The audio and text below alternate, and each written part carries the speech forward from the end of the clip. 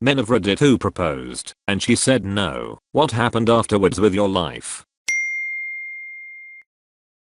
She was in trauma from a past relationship, and at that time I wanted to help her move on, and in that act I realized that I've fallen in love with her, as she's the one who, despite being in depression, helped me out of my social anxiety. I just couldn't see her suffer.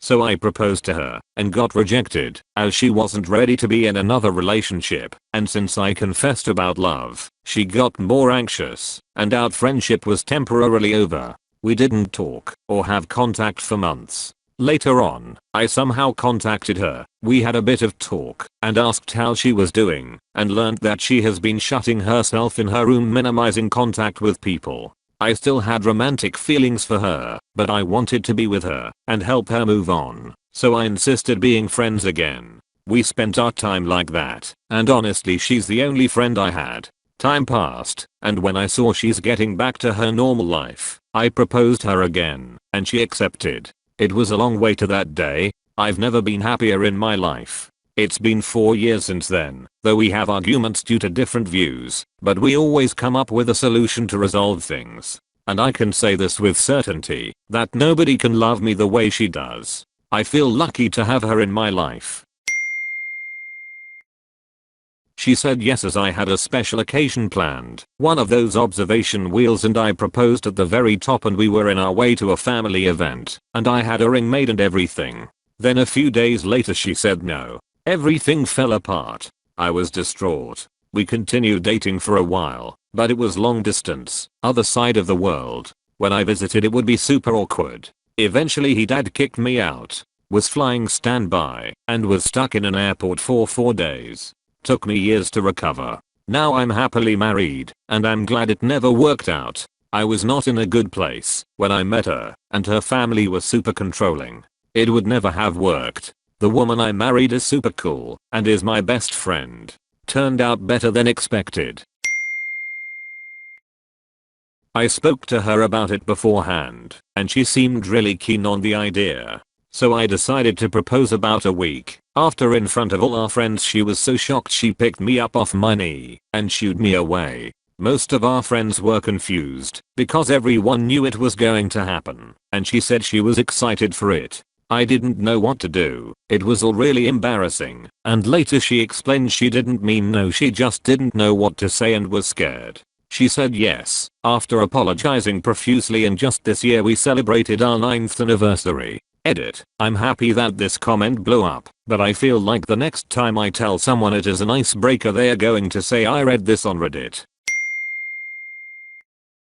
In 2017, Google came up with this idea to allow you to make photo books out of your Google Photos account. My girlfriend and I had been dating for almost 2 years, and I knew she was the one I wanted to marry, so I created this wonderful photo book of all of our selfies together, and ended it with a page made out of a photo I generated that said, "Will you marry me?" I then proceeded to put all these things into an album and build the photo book. What didn't occur to me at the time was that the album I put these in was a shared album, and the other person gets a notification when you add new photos to it. And the other person that the album was shared with, my girlfriend. That evening, we had dinner and it all came out. She saw the photo. She wasn't ready. There were a few reasons why, but they were good reasons and smart reasons, mostly to do with timing, family, and finances. We weren't breaking up. We just weren't getting engaged at that time. A year later, we have fully discussed the concept of getting married. We went ring shopping. She picked her own ring, and by the time I actually did propose, we both knew what her answer would be.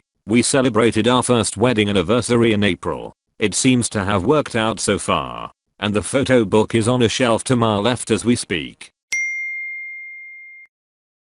I was a young Marine. I was only home during the weekends, was dating this girl for about a year from my hometown. When I asked, she said yes. Her dad, former Navy, kept saying we should wait. We put it off for a bit longer. Fast forward another year, she dumped me.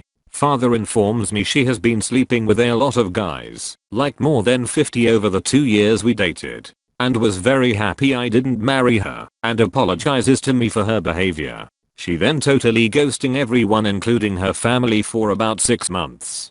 Find out she moved 7 hours away and was living under a house, not a basement, under a house with her new BF. She calls her mom to come get her. Mother and father ask me to go get her and bring her home. Good times, good times. My ex-husband didn't get the chance to propose. He had been keeping the ring hidden at his mom and dad's house. We were on our way out to dinner at a nice restaurant and we stopped at their house on the way there. I thought we were just there to say hi. We sat down for a few minutes and he excused himself to go to the bathroom. His mom followed him out of the room and returned a few moments later with him at her heels, tossed the ring box into my lap and said, "I guess this is yours." I was fucking shocked. We had just found out I was pregnant and he had been planning to propose at Christmas, but decided to do it early. His mother didn't like me, and she's definitely at least one of the things we divorced over.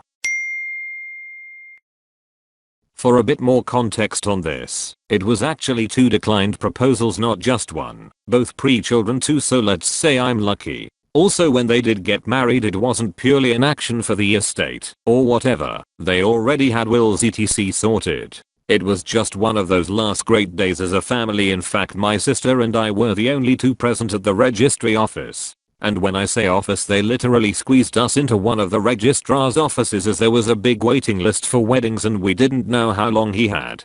He died 3 months later, so we were all hugely grateful for them for helping us out like that. My mum actually said no to my dad's proposal when they were younger. Not because they weren't in love, but because she wasn't sure if it was something she actually wanted to do, rather than something that society expected of her, or whatever.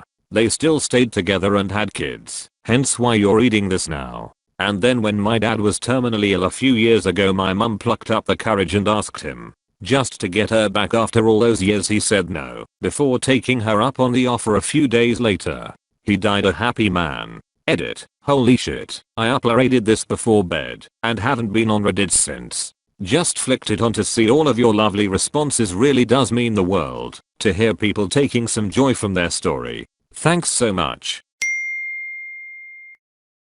My mother told my father no 3 times. On the 3rd time he got wasted at a local bar and basically started pouring his heart out to anyone who'd listen. Mind you, it's a very small village in the Italian Alps and my father barely spoke Italian and no one in the village spoke English, including my mother. Word got back to my mom about this sad American at the bar, so she went to find him and she told him she'd marry him. My parents celebrated their 44th anniversary last month.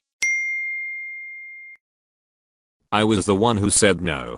We were high school sweethearts. Had actually known each other since 1st grade, and despite me moving to a different city, we reconnected in high school. I followed him out to college, and realized there was a whole other world out there besides the small towns I grew up in. He already had our entire life planned out, and it wasn't until we had dated 3.5 years and he surprised me with a ring and a proposal that I realized he wasn't what I wanted at all. He was lazy, never went to class, didn't stand up for himself, and was codependent. I said no.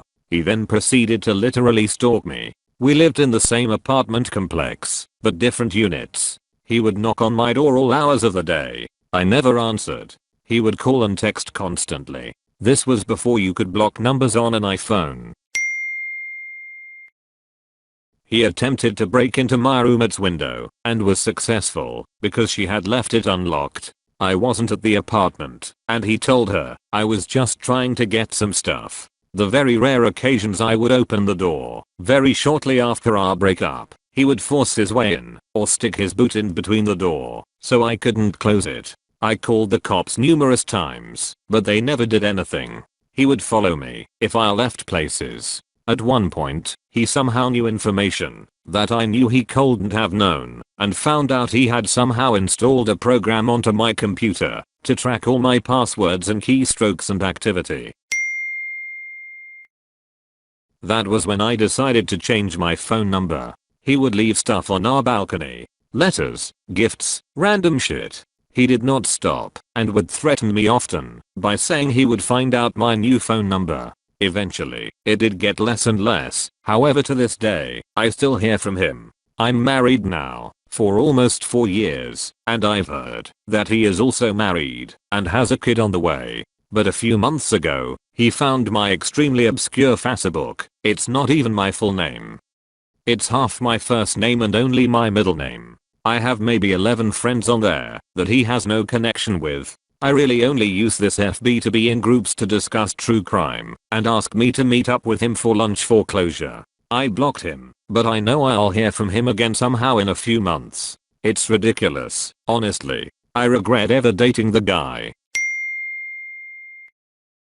Said no, we broke up, got back together, got a job in Alaska for the summer, and forgot to tell me. Then we don't talk for years. There was a shooting at my church. She calls me out of the blue to make sure I'm okay. After an awkward pause, well, I want to make sure you didn't do something stupid like go after the shooter. Then she hung up. But here is a good story. I was 20 and she was 18. We had been really close friends for years. We were in that awkward should we date or shouldn't we phase. So we went out to dinner. She told me, you realize, if we go this route, we are getting married in a couple of years. So we talked about what we really wanted out of life. She wanted to be a pastor's wife. I believe God loves stupid people cause he made so many. We realized we both wanted different things from life. Been friends for 20 years. Had a rough patch when she got married, and the guy couldn't comprehend why I would be that close to her and not want to marry her. But now everything is good. Edit. 2 girls, 2 stories, 1 cup. Thank you for watching. If you enjoyed the video, hit like. If you would like to see more, feel free to subscribe.